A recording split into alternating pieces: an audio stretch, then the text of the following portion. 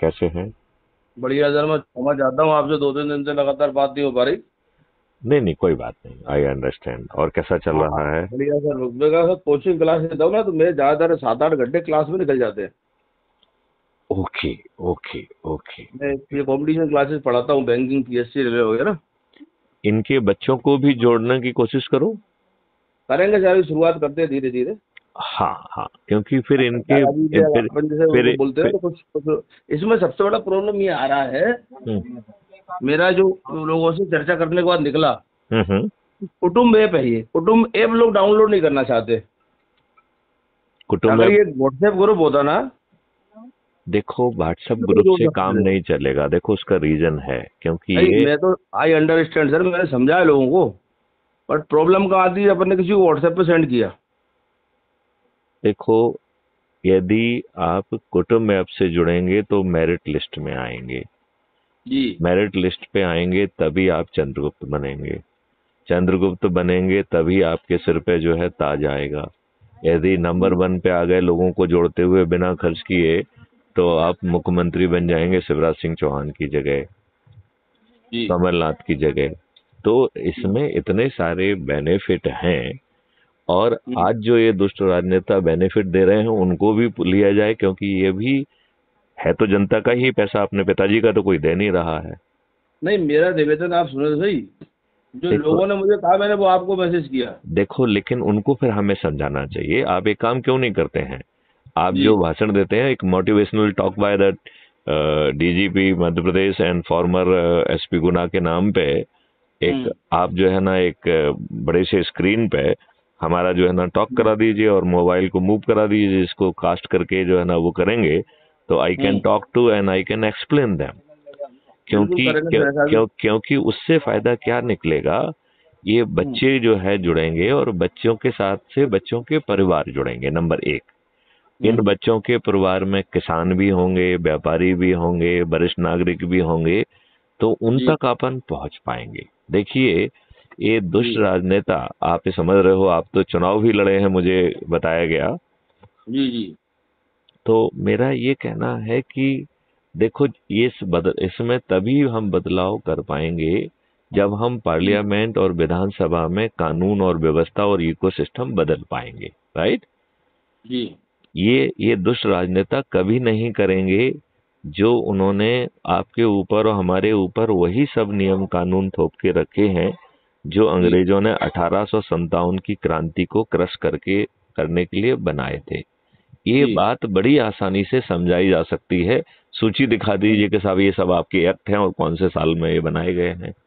हम्म अब आप ये बताइए, जो चीज आपको क्रश करने के लिए बनाई है। अच्छा, ये देखिए, यदि अपन राजीव दीक्षित जी को सुनिए ध्यान से, और उनका जो होमवर्क है, जो उन्होंने रिसर्च वर्क किया है, कि 1780 पेज की एक रिपोर्ट लॉर्ड मैकाले ने 2 जी फरवरी 1835 में जी ब्रिटिश पार्लियामेंट में पेश की थी।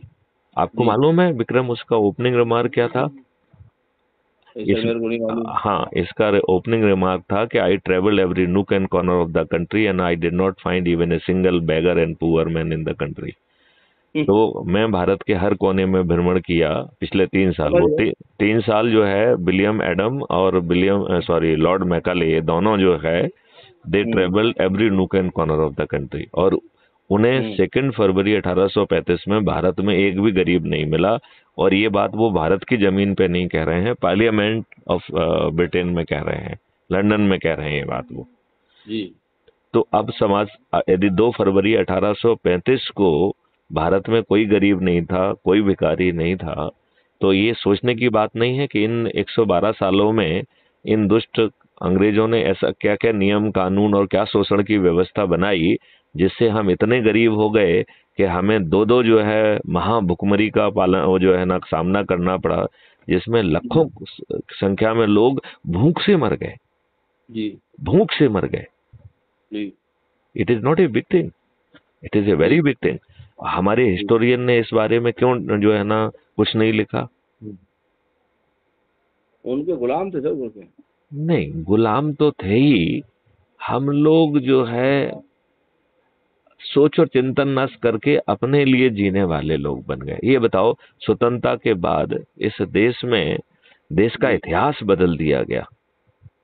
हम्म, आपने, आई डोंट नो, जो इतिहास हमने पढ़ के सिविल सर्विसेज एग्जामिनेशन दी, वो जी या तो असत्य था या अर्ध सत्य था। जी क्या था? असत्य या अर्ध सत्य। जी तो असत्य और अर्ध सत्य इतिहास किन्होंने बनाया, और उनको जो है पद्म श्री, पद्म विभूषण और पद्म भूषण वगैरह से सम्मानित किया गया।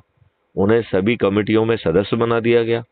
उन लोगों ने जी जो है बहुत सारी सही और ऐतिहासिक और तथ्यात्मक किताबें थी, उन्हें छपने नहीं दिया।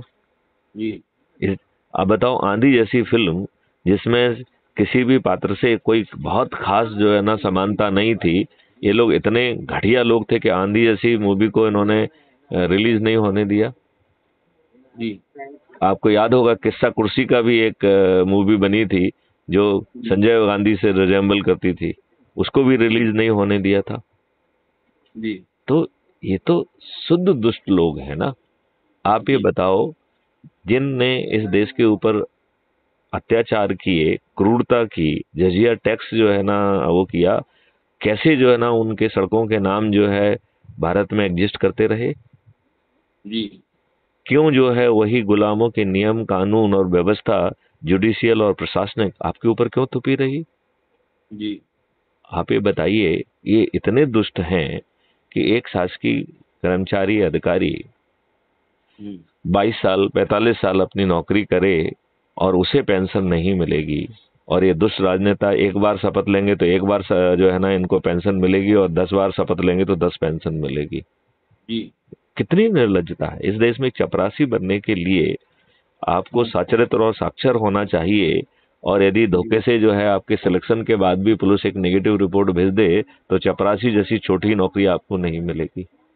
जी फिर जो है ये दुष्ट राजनेता, अनपढ़, गवार, बाहुबली, दुष्चरित्र, अपराधी जी क्यों?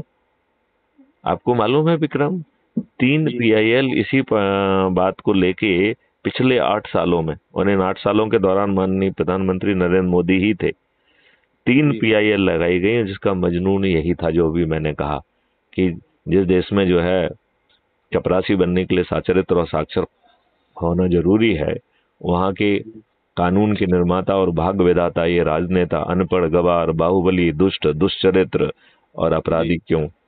और आपको जान के ताज्जुब होगा, इन तीनों पीआईएल से माननीय जी सुप्रीम कोर्ट ने सहमति जाहिर की, और उन्होंने कहा कि हम पार्लियामेंट से निवेदन करते हैं कि पीपल्स रिप्रेजेंटेटिव एक्ट में मात्र एक लाइन जोड़ दी जाए कि जो जी आपराधिक चरित्र का व्यक्ति होगा उसे टिकट की पात्रता नहीं होगी। जी इन दुष्टों ने एक छोटा सा एक लाइन का संशोधन नहीं किया, और इनका चरित्र कितना घटिया और गंदा है आपको हम्म, मालूम है?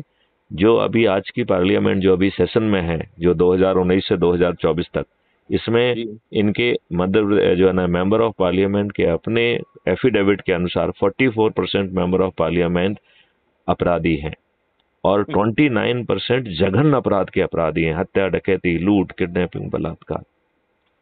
कितनी कितनी बड़ी विडंबना है! और इन दुष्टों ने इसे बढ़ा दिया। आपको मालूम है, उत्तर प्रदेश में जो अभी पिछले साल चुनाव हुआ, उसमें 403 सदस्यों में 205 आपराधिक रिकॉर्ड के हैं, विच मेक्स इट 51%। मतलब हम्म, 50 के आंकड़े को क्रॉस कर गए। और अभी मालूम है, इस साल जो चुनाव हुआ 10 मई को कर्नाटका में, जी उसमें 55% एमएलए आपराधिक रिकॉर्ड के हैं। कितने दुष्ट हैं ये राजनेता! जी और हम लोग जो अपने आप को विद्वान कहते हैं, छोटे मोटे लाभ के लिए, छोटी मोटी चीज के लिए उसमें अपनी विद्वत्ता झाड़ते हैं।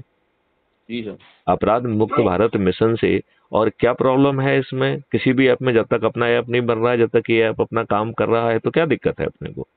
नहीं, लोगों को दिक्कत कोई नहीं, बस लोगों के इसमें आलस मार जाते हैं, अपन किसी को बोलते हैं। यार देखो, इतने बड़े बदलाव के लिए वैसे तो हम कोशिश कर रहे हैं कि अपना ऐप जल्दी से जमीन पे उतरे, लेकिन जब जी तक वो नहीं उतरता है, तब तक इस यदि ऐप से अपना काम बन रहा है, ये मेरिट लिस्ट रोज जारी कर रहा है, जो हाईएस्ट जी नंबर जिसको मिलते हैं उसको जो है ये रोज कमेंडेशन सर्टिफिकेट जारी कर रहा है। यदि आप एक व्यक्ति जी को जोड़ते हैं तो वो आपको मोहल्ला अधिकारी बनाता है, यदि आप 3 को जोड़ते हैं तो टाउन अधिकारी बनाता है, 5 को जोड़ते हैं तो ब्लॉक अधिकारी बनाता है, 10 को जोड़ते हैं तो जी जिला अधिकारी, 50 को जोड़ते हैं तो राज्य अधिकारी, और 100 को जी जोड़ते हैं तो राष्ट्रीय अधिकारी। जी और 100 से आपकी प्रारंभ होती है यात्रा चंद्रगुप्त की। यदि आप जी मेरिट लिस्ट में आ गए, यदि मध्य प्रदेश की स्थिति में जो अभी चुनाव नवंबर दिसंबर में होगा, जिस दिन भी हम्म, उसका चुनाव की घोषणा होगी, जो मेरिट लिस्ट में होगा उसमें क्राइम फ्री भारत का प्रतिनिधि पहुंचेगा और उसको चंद्रगुप्त का सर्टिफिकेट और विधायक का टिकट दे देगा। आज बताओ, कोई किसी जी को विधायक का टिकट दे रहा है क्या? नहीं दे रहा। नहीं दे रहा है। और इसमें आप ये देखिए कि वो कह रहा है कि भैया हमने आपको टिकट दे दिया, आपने नामांकन भर दिया, आप प्रत्याशी बन गए, और आपको ये किसी को बताने की जरूरत नहीं है कि आप प्रत्याशी हैं। तो वो सामने वाला हाँ पूछेगा कि भैया हम जीतेंगे कैसे? तो उसकी व्यवस्था सदस्य शपथ में की गई है जी कि मैं जो है छत पर चढ़ूंगा, दीपक जलाऊंगा, थाली बजाऊंगा, और विक्रम जी मेरे जो है, विक्रम तोमर मेरे चंद्रगुप्त हैं, मैं उन्हें संकल्प के साथ, शपथ के साथ, उद्घोष के साथ, जी गगनभेदी उद्घोष के साथ हम उन्हें विजयी बनाएंगे। जी आप बताइए, यदि 80% जो है आपके मतदाता छत पर चढ़ के यदि ये उद्घोष करेंगे, तो पड़ोसी ये पूछेगा कि नहीं पूछेगा कि भाई साहब आप कर क्या रहे हो? और जी जब आप उन्हें विस्तार से क्राइम फ्री भारत के 21 लक्ष्यों से कैसा महापरिवर्तन आने वाला है ये समझाएंगे, तो वो भी छत पे ये चढ़ के यही कहेंगे कि विक्रम तोमर जी मेरे चंद्रगुप्त हैं। जी। हाँ। तो कोशिश कर रहा हूँ, जरूर करूंगा। तो आगे आप इंस्ट्रक्शन दीजिए। मैं बिल्कुल आऊंगा। बल्कि मैं एक चीज और चाहूंगा कि जो जितेंद्र शर्मा जी हैं, हम्म। वो अच्छा नाटक करते हैं, तो आप जी उनको साथ में लेके जगह जगह पे नाटक आयोजित करा लो ना। कराते हैं। आपकी बात हुई क्या उनसे? हाँ, हमारी बात हुई है, वो हमारे इससे जुड़े हुए भी हैं। हमने उनको मीडिया का जो है ना राष्ट्रीय उपाध्यक्ष भी घोषित किया हुआ है। अब बेचारे क्या? गरीब हैं, कुछ कर नहीं पा रहे हैं, बट जज्बा तो उनमें है और उनका अनुभव भी है। जी तो यदि हम थोड़ा सा उनको सपोर्ट कर दें, और आप तो हमारे नाम धन्यवाद आप। आप हमारे नाम का यूज कर लीजिए। आप जो है ना जाइए वहाँ पे, मेरी बात करा दीजिए, मैं उनके वहाँ के प्रिंसिपल और इन सब लोगों से बात करूंगा, और वहाँ पे जो है ना नुक्कड़ नाटक तो ये सब जो है ना आयोजित कराना चालू कर दीजिए। एक हवा नहीं, मैं बनने गया था, लगेगी। उनके घर गया था ना। हाँ हाँ। मैं मिला भी था, उनसे मिला था। हाँ हाँ। मैं अभी लगभग पिछले हफ्ते ही किया था। एक काम करें, उनको हम कॉन्फ्रेंस कॉल पे लें। ले लीजिए। ओके।